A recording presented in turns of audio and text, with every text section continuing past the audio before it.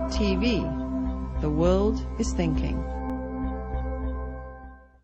What happened in 9/11 is we didn't have a strategy, we didn't have bipartisan agreement, we didn't have American understanding of it, and we had instead a policy coup in this country. A coup.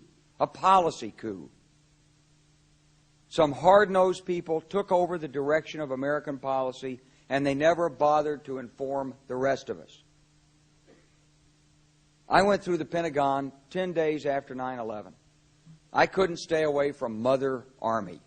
I went back there to see Don Rumsfeld. I'd worked for him as a White House fellow in the 1970s. All this is in the book. And I said, am I doing okay on CNN? He said, yeah, fine. He said, I'm thinking about it. He says, I read your book. And he said, this is a book that talks about the Kosovo campaign. And he said, I just want to tell you, he said, nobody's going to tell us where or when we can bomb. Nobody. He said, I'm thinking of calling this a floating coalition. What do you think about that? I said, well, sir, thanks for reading my book. And, he said, thanks, that's all the time I've got. Really. And I went downstairs. I was leaving the Pentagon, and an officer from the Joint Staff called me into his office and said, I want you to know, he said, sir, we're going to attack Iraq. And I said, why? He said, we don't know. He said, I said, well, did they tie Saddam to 9/11? He said, no.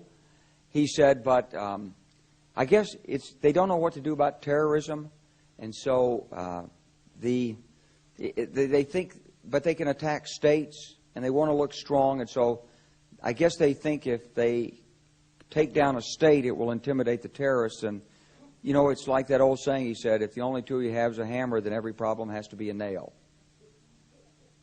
Well, I walked out of there pretty upset. And then we attacked Afghanistan. I was pretty happy about that. We should have. And then I came back to the Pentagon about 6 weeks later. I saw the same officer. I said, why haven't we attacked Iraq? We still going to attack Iraq? He said, oh, sir. He says, it's worse than that. He said, he pulled up a piece of paper off his desk. He said, I just got this memo from the Secretary of Defense's office. It says we're going to attack and destroy the governments in 7 countries in 5 years. We're going to start with Iraq, and then we're going to move to Syria, Lebanon, Libya, Somalia, Sudan, and Iran. I said, 7 countries in 5 years. I said, is that a classified memo? He said, yes, sir. I said, well, don't show it to me. He was about to show it to me. He said, because I want to talk about it. And I sat on this information for a long time, for about 6 or 8 months. I was so stunned by this, I couldn't begin to talk about it. And I couldn't believe it would really be true, but that's actually what happened. These people took control of the policy in the United States. And I realized then, it came back to me, a 1991 meeting I had with Paul Wolfowitz. You know, in 2001 he was Deputy Secretary of Defense, but in 1991 he was the Undersecretary of Defense for Policy. It's the number 3 position in the Pentagon. And I had gone to see him when I was a 1-star general. I was commanding the National Training Center. I had met him one time. He said, if you ever get to Washington, come look me up. They always say that. Well, I was there in Washington. It was a Friday afternoon. I'd visited Colin Powell. He'd given me 5 minutes of his precious time and sent me on my way, and I was bored in the Pentagon, and I thought, I'll just go, who can I see? I think I'll see Wolfowitz. So I called, and up there he was available. Scooter Libby came to the door. I met Scooter for the first time, and he brought me in, and I said to Paul, I said, and this is 1991, I said, Mr. Secretary, you must be pretty happy with the performance of the troops in Desert Storm. And he said, well, yeah, he said, but not really. He said, because the truth is we should have gotten rid of Saddam Hussein, and we didn't.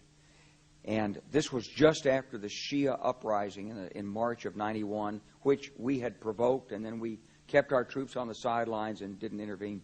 And he said, but one thing we did learn, he said, we learned that we can use our military in the region, in the Middle East, and the Soviets won't stop us. He said, and we've got about 5 or 10 years to clean up those old Soviet client regimes. Syria, Iran, Iraq, before the next great superpower comes on to challenge us. And it was like, you know, I'm coming out of the Mojave Desert. I've been training troops. I haven't been thinking geostrategy for some time. And suddenly a guy just sort of shoves this nugget at you. Well, you remember it. It was a pretty stunning thing. You mean the purpose of the military is to start wars and change governments. It's not to sort of deter conflict. We're going to invade countries, and my mind was spinning. And I put that aside. It was like a nugget that you hold on to. This country was taken over by a group of people with a policy coup. Wolfowitz and Cheney and Rumsfeld, and you could name a half dozen other collaborators from the Project for a New American Century. They wanted us to destabilize the Middle East, turn it upside down, make it under our control. It went back to those comments in 1991. Now, did anybody ever tell you that? Was there a national dialogue on this? Did senators and congressmen stand up and denounce this plan? Was there a full-fledged American debate on it? Absolutely not. And there still isn't. And that's why we're failing in Iraq. Because Iran and Syria know about the plan. All you have to do is read the Weekly Standard and listen to Bill Kristol, and he blabbermouths it all over the world. Richard Pearl the same way. They could hardly wait to finish Iraq so they could move into Syria. It was like a laydown. Oh, our legions are going to go in there. This wasn't what the American people voted George Bush into office. Well, they didn't actually vote him into office, but it wasn't what many of the people who... It wasn't what he campaigned on. He campaigned on a humble foreign policy, the most arrogant foreign policy in American history. He campaigned on no peacekeeping, no nation building, and here he is with Afghanistan and Iraq. It's astonishing. So the root of the problem is not how many troops are in Iraq. Please believe me.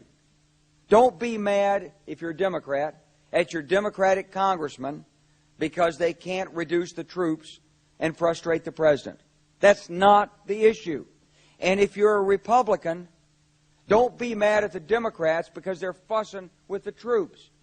Whether you're a Democrat or a Republican, if you're an American, you ought to be concerned about the strategy of the United States in this region. What is our aim? What is our purpose? Why are we there? Why are Americans dying in this region? That is the issue.